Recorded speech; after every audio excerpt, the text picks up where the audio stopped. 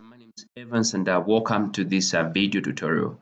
In this tutorial, I'll continue to look at the October-November 2017 IGCSE ICT Paper 3. In the last video, we ended with step number 15, and in this video, we're supposed to start looking at step number 16. Okay, so step 16 says place appropriate labels in cells D24 to D27. Okay, so we will just finish calculating these values here. That is this this one, which is the total visitors to all destination in 2015. This was the average. This was the highest or the most popular destination, and this one was the name of the most popular destination. Okay. So what we want now is to add some labels of here. Now, where the labels are going to come from, actually, you pick them up from the individual questions that ask you to do that. So, for example, this is E24. So where we inserted the formula in E24, the question was here. So it's cell E24 enter function. So the function is to calculate the total number of visitors for all destination 2015. So I'm just going to copy this and say this is total number of visitors to all destination 2015, and I'll paste it right here. Okay, and probably make just this as capital T. Next, this was the average. So the next one is in cell E25, enter a function to calculate the average number. So let's just say average number of visitors to all destination 2015.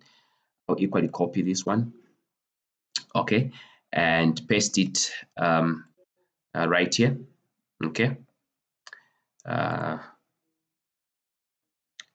right, so this is going to be like this: average number of visitors to all destination 2015.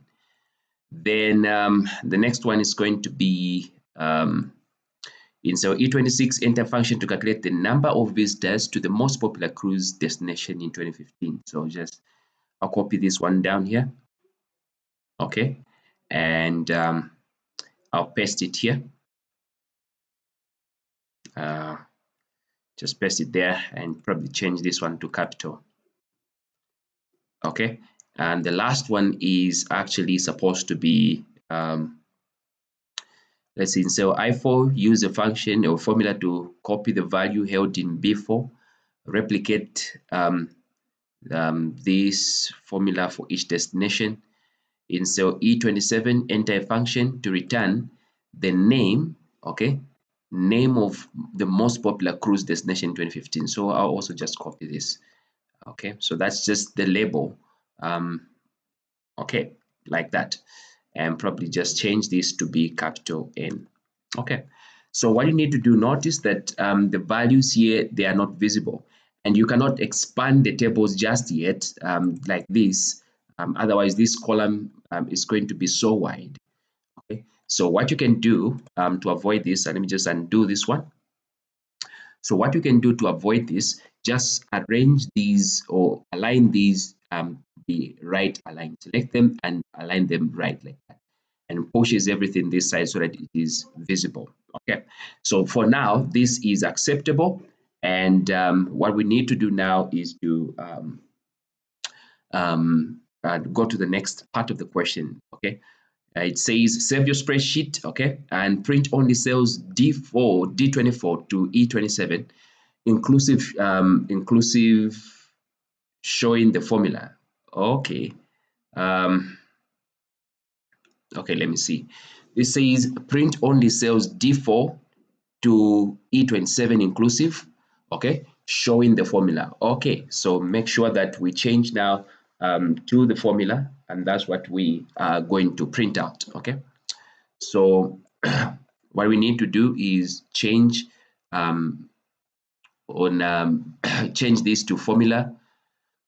So show formula, and these are the formulas, but we are printing only cells. We are printing only cells D24 to E27. Okay, so for now, I'm just going to right click here like that. Okay, and just select these cells. Okay, and let's check what other feature we've been told to add.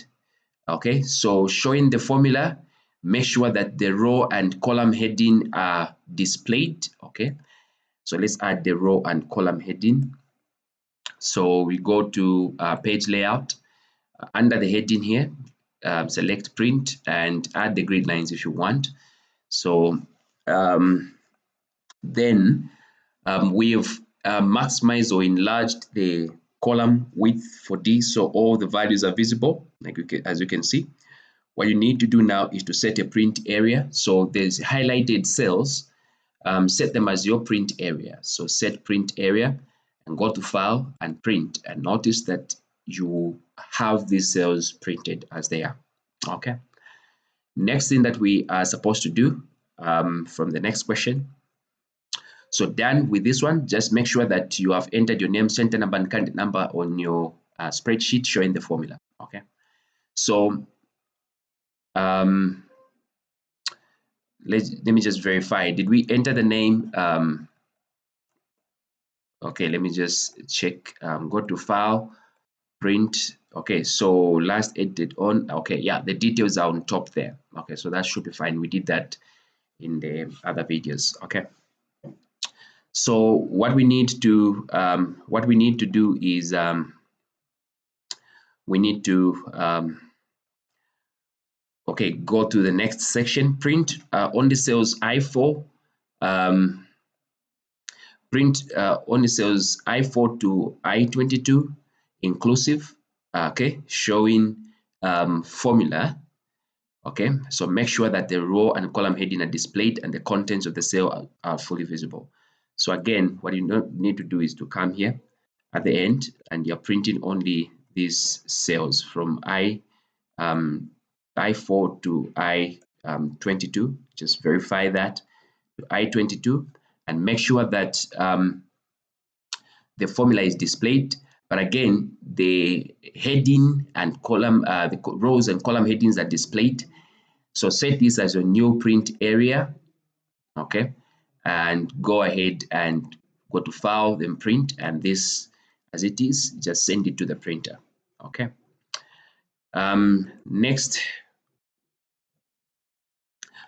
it says, yeah, make sure your name, center number, and candidate number appear on your spreadsheet showing the formula. That's true.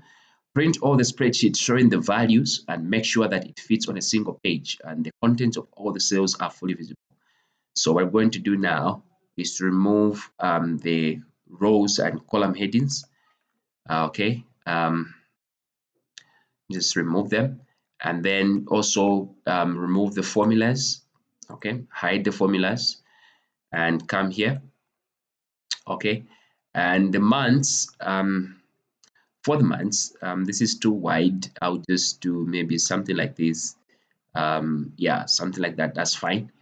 Then go to file. First of all, remove your print area because you set a new print area. So remove the print areas, just clear it, and then go ahead and go to print. And notice that this is too small if you have it in portrait orientation. So the question didn't tell us whether to print it in landscape or portrait, but just by judging, you would see that this is too small. So probably it would be nice to change this to landscape orientation. And this looks somewhat visible. And then you can go ahead and print out this page. Okay. All right. So next, so also make sure that you've entered these details there. And the last part is extract only the data gathered for 3 months. Okay, so let's go ahead and extract the data. So for the number of months, so we're going to select this data from A to I, column A to I, and select just up to here, and go to home and filter. And then for months, just you can just remove these and select 3, and that just shows you the number of months, which are 3. Okay. Then sort this data in descending order of percentage change, and you go to percentage change and sort it from in descending order, which is largest to smallest. Okay, so then you're supposed to print only this extract showing the values. So make sure that the extract fits on a single page and the contents of all the cells are fully visible. So we're going to go to File, Print, and then just print this information as it is. Okay, so yeah, so just make sure that your name, center number, and candidate number as usual is visible on your printers. And so this marks the end of data analysis section. Thank you so much, guys, for watching.